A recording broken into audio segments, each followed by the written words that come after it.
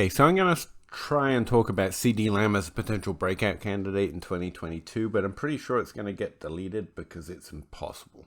Do you have the time to listen to me grind? Take down the film watchers and nerds all at once. So about half the top 12 wide receivers are new players that have never finished inside the top 12 every year. The lowest year we've seen in the last 10 is 2018, I think, when 3 players actually broke out for the first time in the top 12, and the last time before that was 2011. It's fairly uncommon that we only see 3. We on average see around 5, and 6 should be a pretty reasonable expectation most years. The majority of players who break out into the top 12 for the first time are actually third-year players. Not all the time, not every player. We capture about 40% of all top 12 breakouts just using the third career year. In 2022, based on a historic trend over the last 3 years, we can actually start expecting a few less. But year over year, especially in Dynasty ADP, we project fewer and fewer. Well, not fewer and fewer, we just project too few. For example, right now in Dynasty ADP, we're projecting 2 top 12 breakouts in the year of our football 2022, and that's Tee Higgins and Ceedee Lamb, who I'm getting to, I swear. So if you're looking at 2022 and thinking why Ceedee Lamb not break out, it's because honestly we've had a high number of hits over the last 3 years.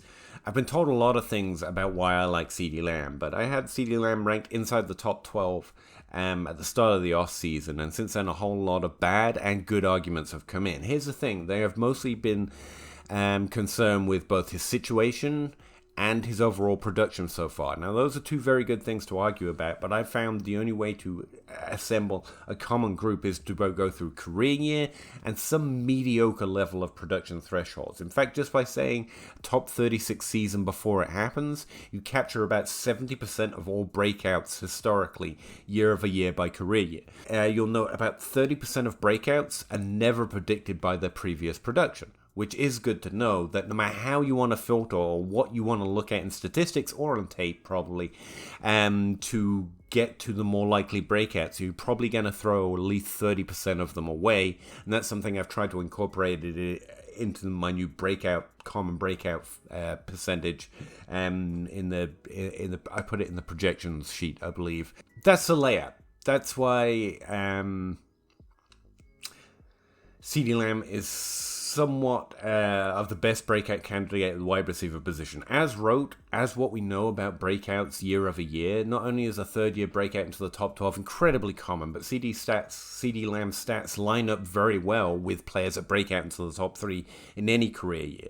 The only way you can actually make him look like an uncommon or less likely breakout using the statistics is to filter it down to such a small group that you're essentially fishing for a small hit rate group. But let's go back to those 2 categories, because after you've got a decent group, if you just filter by that, by the way, you get a relatively small group that often you find undervalued players in last year. I did this for DLF last year, and we found Deontay Johnson and we found Deebo Samuels, both who broke into the top 12 last year for the first time. We also found Marcus Brown, who broke into the top 24 for the first time, and Terry McLaurin, who's kind of a miss, but at least maintained top 24 production. Now, I'll point out, I'm not using any particular threshold to say that Ceedee Lamb is more likely. I've been told I'm too interested in points per game. I've been told, like I said before, that I like him just because he's young.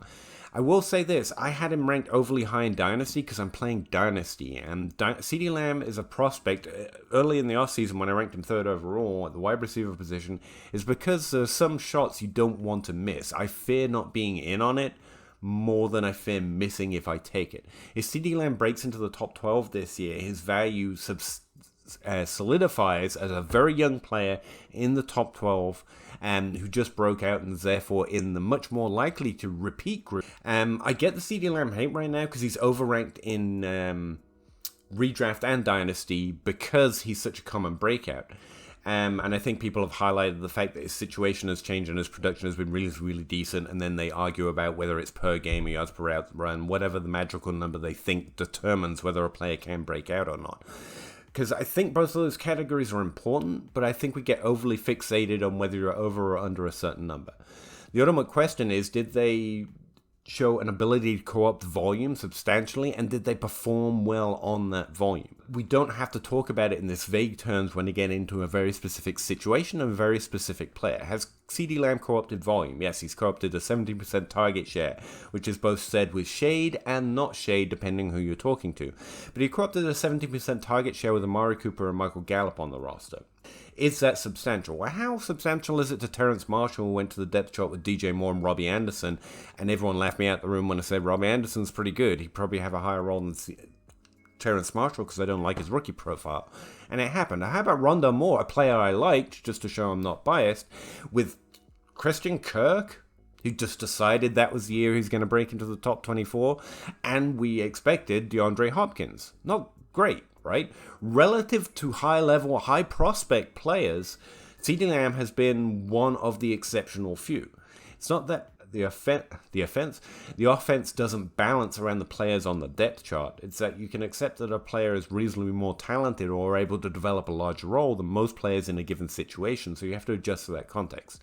In other words, the questions at hand is he co-opting volume at a higher than expected level in his situation, and is he performing particularly well on it? And the answer to both is yes. Compared to Tee Higgins, who's often the counterpoint to CeeDee Lamb, who's drafted a few spots and still ranked 7th overall in Dynasty and in the top 12 in redraft as well. It's not like either of these players are undervalued, although it is probably easy to get a trade on Tee Higgins right now, and yeah, I'd recommend doing that. I think both are the most likely top 12 breakouts typically in any given career year, which is where we're going to cycle back to the trend later. Anyway, where was I? What was I talking about? His rank. It's 3rd overall in Dynasty, I think, right now, and it's at least top 7 or 8 in redraft. Again, it depends which source you're using. Essentially, he's still ranked in the top 12, and he's probably overranked. But the reason is that repeats are actually more common. Despite projecting like an abundance of repeats and reemergence or return players in 2020, we're still ranking players that finished inside the top 12 last year outside the top 12 like Deontay Johnson. And I would consider them more likely.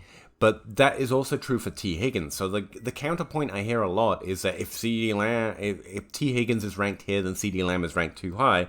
Well, honestly, if you like Tee Higgins, then you are making the same bet as anyone like CeeDee Lamb is, and both are overvalued if you draft them above Deontay Johnson. I think what's happening a lot is people are seeing a very popular take that is a gamble. There's a strong risk in a third-year breakout because, again, I've mentioned the two that I would have the most. One, we've seen a lot of wide receivers break out in the third career year, and because I can't predict the future, but I just know that things do tend to regress around an average, that does concern me, that maybe we've seen way too many young breakout players inside the first 3 career years with high-level draft capital break out over the last 3 years. Tee Higgins and CeeDee Lamb essentially make the same bet in 2020 in both cases, and we're arguing over things that we definitely can't have full confidence in, where you definitely have to make a decision whether we believe one or the other, and it's fair to say that Tee Higgins is cheaper, therefore get Tee Higgins, but both are too expensive in terms of how likely they are to finish inside the top 12, even as the most likely top 12 breakout candidates.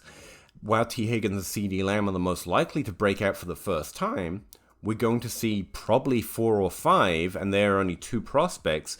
They're not both 100% guaranteed. Further, and like I said, spiraling back to that trend argument, they're the players that filter into a relatively, actually extremely close to Tee Higgins and CeeDee Lamb, especially when you filter for the recent trend in draft capital and career year. Just give all of that a little tack on and to maybe predict regression a little bit in 2022. Devontae Smith going into his second year.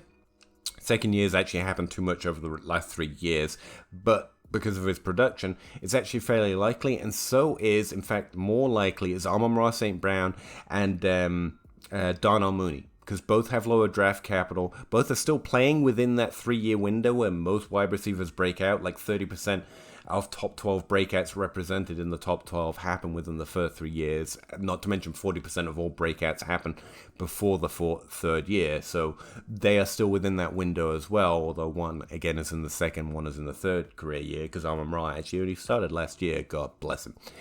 So all of those are discounted if you're looking for lower value breakouts. Instead of arguing Tee Higgins over CeeDee Lamb, you could argue Deontay Johnson and A.J. Brown, who I think A.J. Brown's still being drafted below one or both of them. Deontay Johnson definitely is, so I'll go with it. Or Juju Smith-Schuster, for that matter, way below them. And so is Amon-Ra St. Brown and Devontae Smith. And if you just adjust for the recent trend, they make pretty good cases to be as likely to be one of those 4 or 5 breakouts that happen this year. Now, if you really want to lean in, because I do, I like this, to players outside the 4th career year with lower draft capital, the very top of the list, once you filter it for that in terms of how common is a breakout once you adjust for this trend, it's actually Kendrick Bourne for the New England Patriots. I like that a lot. Again, it's fairly unlikely. He doesn't represent a very common hit, but if we're really leaning into the trend of what's happened recently, so this subgroup of players with lower draft capital playing outside their 4th year, honestly, Kendrick Bourne sticks out quite a lot. Now, the other name I've kept up the list to this point, because I've actually sent out a few trades and managed to add him for relatively little. And again, we're talking about non-common breakouts here. The CeeDee Lamb and Tee Higgins are the most likely. 2nd, 3rd career year, all the draft capital, positive production trends.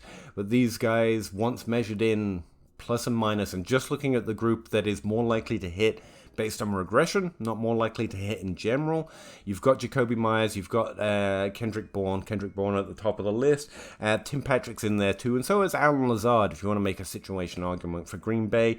There's, he represents 7% of common breakouts once you adjust for all these different trends. Yeah, and 30% of breakouts literally never measure in to most ways of looking at breakouts. So, yeah, sure, especially at his ADP, it's fine. But one that I hardly ever hear anyone talking about is actually Marcus Callaway. He's in a negative points per game group. If you hate points per game a lot, I've actually dinged him a lot for that. But he actually falls in right between Kendrick Bourne and Jakobi Meyers. So, for cheap, if we're talking about value, I think they're interesting prospects as well. So let me know what you think. Hopefully there's been some pictures, so it wasn't just my words. But again, you can read about it on DLF, you can read about it on Patreon, and I talked about it a lot on the Dynasty Crossroads. So yeah, thanks for checking it out, and I'll talk to you again next time. Hey, thanks for checking out another video. If you could like, subscribe, comment, that'd all be great. But also check out the rest of the channels, or follow my Patreon link to see what I'm up to over there, and the Linktree link, I guess, is going to take you to easy access to my podcast, the articles I'm writing over there at DLF, as well as most of the other things I'm up to. I'd really appreciate it. Thanks very much.